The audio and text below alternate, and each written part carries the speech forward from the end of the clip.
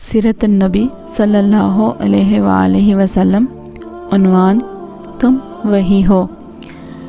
मर्दों में सबसे पहले सैयदना अबू बकर सिद्दीक़ रज़ी अल्लाह ताला अन्हो ईमान लाए। आप नबी अकरम सल्लल्लाहु अलैहि वसल्लम के पहले ही दोस्त थे। हुज़ूर नबी करीम सल्लल्लाहु अलैहि वसल्लम अक्सर उनके घर आते और उनसे बातें किया करते थे। एक दिन हज़रत हकीम बिन हज़ाम रज़ी अल्लाह ताला अन्हो के पास बैठे थे कि उनकी एक बांदी वहाँ आई और कहने लगी, आज आपकी फूफी खदीजा ने यह दावा किया है कि उनके शोहर अल्लाह ताला की तरफ से भेजे हुए पैगंबर हैं, जैसे कि मूसा अलैहिस्सलाम थे। हज़रत अबू बकर सिद्दीक़ रज़ी अल्लाह ताला अन्हो ने जो ही हज़रत हकीम रज़ी अल्लाह ताला अन्हो की बांदी की ये बात सुनी, चुपके से वहाँ से उठे और नबी करीम सल्लल्लाहु अलैहि वसल्लम के पास आ गए और आपसे इस बारे में पूछा। इस पर आपने हज़रत अबू बकर सिद्दीक़ रज़ी अल्लाह ताला अन्हो को वही आने का पूरा वाक़या सुनाया और बताया कि आपको तबलीग का हुक्म दिया गया है। ये सुनते ही हज़रत अबू बकर सिद्दीक़ रज़ी अल्लाह ताला अन्हो ने अर्ज़ किया, मेरे माँ बाप आप पर कुर्बान, आप बिल्कुल सच कहते हैं, वाकई अल्लाह के रसूल हैं। आपके इस तरह फ़ौरन तस्दीक करने की बिना पर नबी करीम सल्लल्लाहु अलैहि वसल्लम ने आपको सिद्दीक़ का लक़ब अता फ़रमाया। इस बारे में दूसरी रवायत ये है कि सिद्दीक़ का लक़ब आपने उन्हें उस वक़्त दिया था जब आप मेराज के सफ़र से वापस तशरीफ़ लाए थे। मक्का के मुशरिकीन ने आपको झुठलाया था। उस वक़्त हज़रत अबू बकर सिद्दीक़ रज़ी अल्लाह ताला अन्हो ने इस वाक़या को सुनते ही फ़ौरी तौर पर आपकी तस्दीक की थी और आपने उन्हें सिद्दीक़ का लक़ब अता फ़रमाया था। गर्ज़ अबू बकर सिद्दीक़ रज़ी अल्लाह ताला अन्हो ने आपकी नबूवत की तस्दीक फ़ौरी तौर पर कर दी।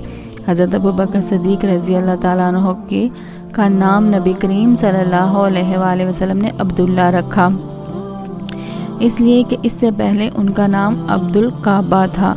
इस लिहाज से अबू बकर सिद्दीक़ वो पहले आदमी हैं जिनका नाम नबी करीम सल्लल्लाहु अलैहि वसल्लम ने तब्दील किया। हज़रत अबू बकर रज़ी अल्लाह ताला अन्हो यूँ भी बहुत खूबसूरत थे। इस मुनासबत से आप सल्लल्लाहु अलैहि वसल्लम ने इनका लक़ब अतीक का रखा था।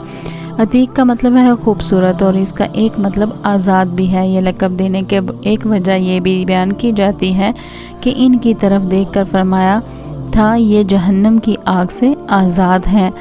गर्ज़ इस्लाम में ये पहला लक़ब है जो किसी को मिला। कुरैश में हज़रत अबू बकर सिद्दीक़ रज़ी अल्लाह ताला अन्हो का मर्तबा बहुत बुलंद था।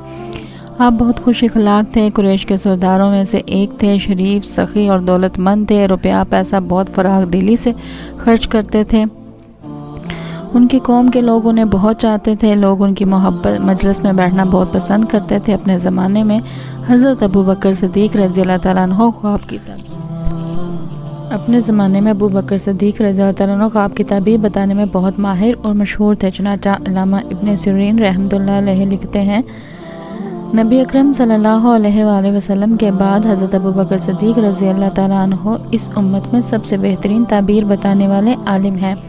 अल्लामा इब्न सिरीन रहमतुल्लाह अलैहि ख्वाबों की ताबीर बताने में बहुत माहिर थे और इस सिलसिले में इनकी किताबें मौजूद हैं। इसके किताब में ख्वाबों की हैरत अंगेज़ ताबीर है। इनकी बताई हुई ताबीरें बिल्कुल दुरुस्त साबित होती रहीं। मतलब ये कि इस मैदान के माहिर इस बारे में हज़रत अबू बकर सिद्दीक़ रज़ी अल्लाह ताला अन्हो को नबी करीम सल्लल्लाहु अलैहि वसल्लम के बाद सबसे बेहतर ताबीर बताने वाले फरमा रहे हैं। अबू बकर सिद्दीक़ रज़ी अल्लाह ताला अन्हो नसबनामा बयान करने में भी बहुत माहिर थे, बल्कि कहा जाता है कि इस इल्म के सबसे बड़े आलिम थे।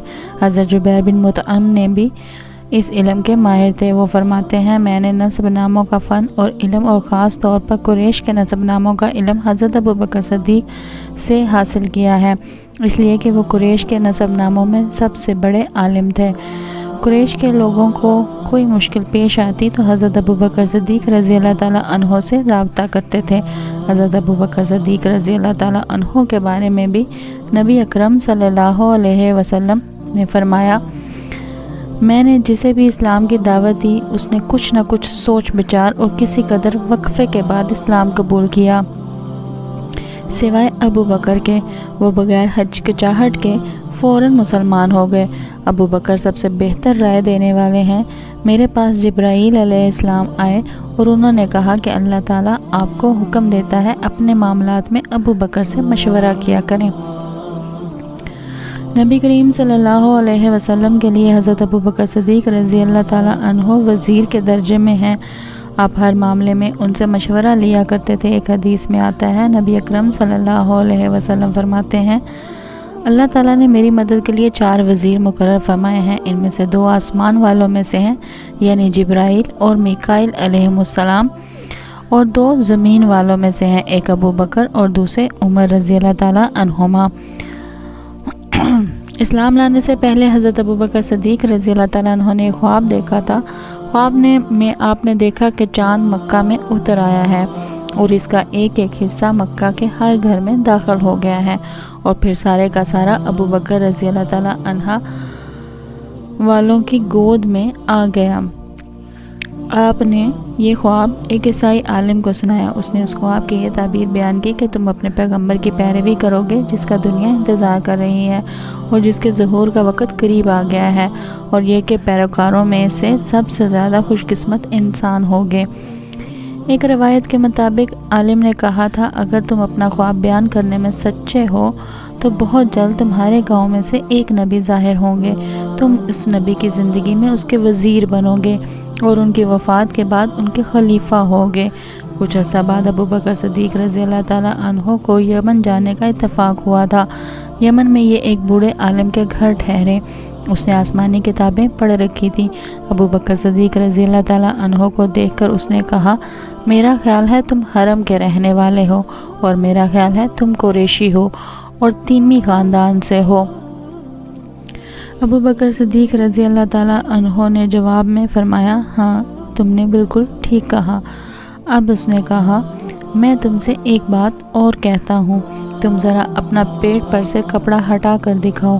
حضرت ابو بکر صدیق اس کی بات سن کر حیران ہوئے اور بولے، ایسا میں اس وقت تک نہیں کروں گا جب تک کہ تم اس کی وجہ نہیں بتا دو گے۔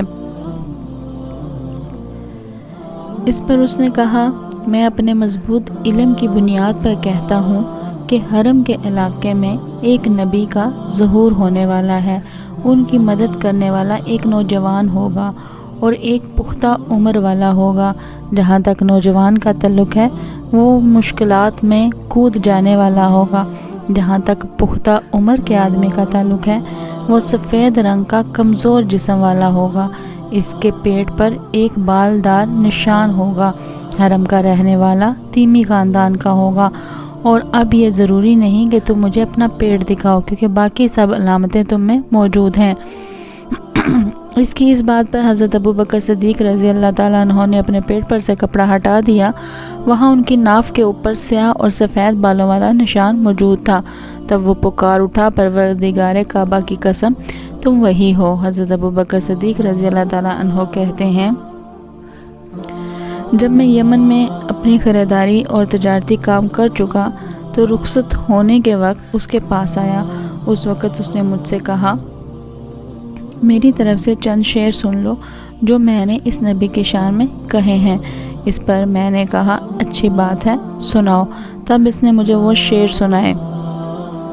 اس کے بعد جب میں مکہ معظمہ پہنچا تو نبی صلی اللہ علیہ وآلہ وسلم اپنی نبوت کا اعلان کر چکے تھے۔ فوراً ہی میرے پاس قریش کے بڑے بڑے سردار آئے۔ ان میں زیادہ اہم عقبہ بن ابی معیط، شیبہ، ابو جہل اور ابو البختری تھے۔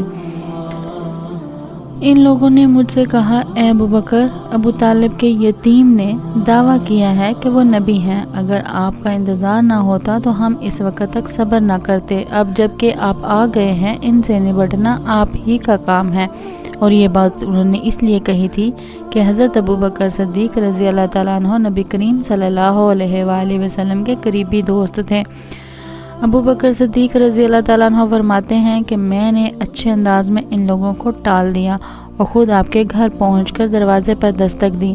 آپ باہر تشریف لائے۔ مجھے دیکھ کر آپ صلی اللہ علیہ وآلہ وسلم نے ارشاد فرمایا، اے ابو بکر، میں تمہاری اور تمہارے انسانوں کی طرف اللہ کا رسول بنا کر بھیجا گیا ہوں، اس لیے اللہ تعالیٰ پر ایمان لے آؤ۔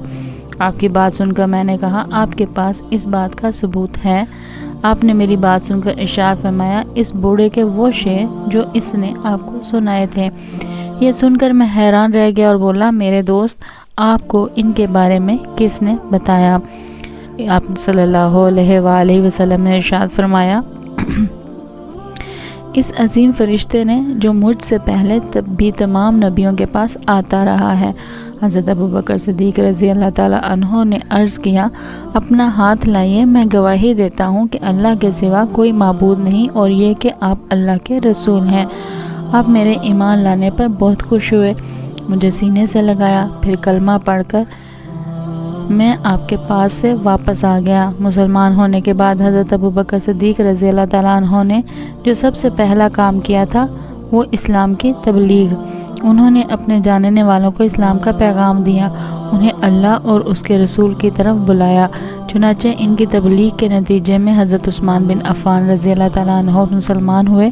حضرت عثمان رضی اللہ تعالیٰ عنہ کے مسلمان ہونے کی خبر ان کے چچا حکم کو ہوئی تو انہوں نے انہیں پکڑ لیا اور کہا، تو اپنے باپ دادا کا دین چھوڑ کر محمد کا دین قبول کرتا ہے؟ اللہ کی قسم، میں تجھے اس وقت تک نہیں چھوڑوں گا جب تک کہ تو اس دین کو نہیں چھوڑے گا۔ اس کی بات سن کر حضرت عثمان غنی رضی اللہ تعالیٰ عنہ نے فرمایا، اللہ کی قسم، میں اس دین کو کبھی نہیں چھوڑوں گا۔ ان کے چچا نے جب ان کی پختگی اور ثابت قدمی دیکھی تو انہیں دھوئیں میں کھڑا کر کے تکالیف پہنچائی۔ حضرت عثمان رضی اللہ تعالیٰ عنہ ثابت قدم رہے۔ حضرت عثمان رضی اللہ تعالیٰ عنہ کی فضیلت میں ایک حدیث میں آیا ہے کہ نبی کریم صلی اللہ علیہ وسلم نے فرمایا، جنت میں ہر نبی کا ایک رفیق یعنی ساتھی ہوتا ہے، اور میرے ساتھی وہاں عثمان ابن عفان ہوں گے۔ حضرت ابوبکر رضی اللہ تعالیٰ عنہ نے اسلام کی تبلیغ جاری رکھی۔ آپ کی کوششوں سے حضرت عثمان رضی اللہ تعالیٰ عنہ کے بعد حضرت زبیر بن عوام رضی اللہ تعالیٰ عنہ بھی مسلمان ہو گئے۔ اس وقت ان کی عمر 8 سال تھی۔ اسی طرح حضرت عبد الرحمن بن عوف رضی اللہ تعالیٰ عنہ بھی حضرت ابوبکر صدیق رضی اللہ تعالیٰ عنہ کی کوششوں سے مسلمان ہوئے۔ جاہلیت کے زمانے میں ان کا نام عبد الکعبہ تھا۔ نبی اکرم صلی اللہ علیہ وآلہ وسلم نے آپ کا نام عبد الرحمن رکھا۔ یہ عبد الرحمن بن عوف رضی اللہ تعالیٰ عنہ کہتے ہیں، امیہ بن خلف میرا دوست تھا۔ ایک روز اس نے مجھ سے کہا، تم نے اس نام کو چھوڑ دیا جو تمہارے باپ نے رکھا تھا؟ جواب میں نے کہا، ہاں چھوڑ دیا۔ یہ سن کر وہ بولا، میں رحمان کو نہیں جانتا، اس لیے میں تمہارا نام عبدالعالی رکھتا ہوں۔ چنانچہ مشرک اس روز سے مجھے عبدالعالی کہہ کر پکارنے لگے۔ حضرت عبد الرحمن بن عوف رضی اللہ تعالیٰ عنہ اپنے اسلام لانے کا واقعہ اس طرح بیان کرتے ہیں، میں اکثر یمن جایا کرتا تھا، جب بھی وہاں جاتا اسکلان بن واقف حمیری کے مکان پر ٹھہرا کرتا تھا، اور جب بھی میں اس کے ہاں جاتا وہ مجھ سے پوچھا کرتا تھا، کیا وہ شخص تم لوگوں میں ظاہر ہو گیا ہے جس کی شہرت اور چرچے ہیں؟ کیا تمہارے دین کے معاملے میں کسی نے مخالفت کا اعلان کیا ہے؟ میں ہمیشہ یہی کہا کرتا تھا کہ نہیں، ایسا کوئی شخص ظاہر نہیں ہوا۔ یہاں تک کہ وہ سال آ گیا جس میں نبی کریم صلی اللہ علیہ وسلم کا ظہور ہوا۔ میں اس سال یمن گیا تو اسی کے یہاں ٹھہرا۔ اس نے یہی سوال پوچھا، تب میں نے اسے بتایا، ہاں ان کا ظہور ہو گیا ہے، ان کی مخالفت بھی ہو رہی ہے۔ حضرت عبد الرحمن بن عوف کے بارے میں نبی اکرم صلی اللہ علیہ وآلہ وسلم نے ارشاد فرمایا، تم زمین والوں میں بھی امانت دار ہو اور آسمان والوں میں بھی۔ حضرت عبد الرحمن بن عوف رضی اللہ تعالیٰ عنہ کے بعد حضرت ابوبکر صدیق رضی اللہ تعالیٰ عنہ نے حضرت سعد بن ابی وقاص رضی اللہ تعالیٰ عنہ کو بھی اسلام کی دعوت دی۔ انہوں نے کوئی ہچکچاہٹ ظاہر نہ کی، فوراً حضور صلی اللہ علیہ وآلہ وسلم کے پاس چلے آئے اور آپ سے آپ کے پیغام کے بارے میں پوچھا۔ آپ نے انہیں بتایا تو یہ اسی وقت مسلمان ہو گئے۔ اس وقت ان کی عمر 19 سال تھی۔ یہ بنی زہرہ کے خاندان سے تھے۔ آپ صلی اللہ علیہ وآلہ وسلم کی والدہ ماجدہ آمنہ بھی اسی خاندان سے تھیں، اسی لیے حضرت سعد بن ابی وقاص رضی اللہ تعالیٰ عنہ حضور صلی اللہ علیہ وآلہ وسلم کے ماموں کہلاتے تھے۔ آپ نے حضرت سعد بن ابی وقاص رضی اللہ تعالیٰ عنہ کے لیے ایک بار فرمایا، یہ میرے ماموں ہیں، ہے کوئی جس کے ایسے ماموں ہوں؟ جزاک اللہ خیر۔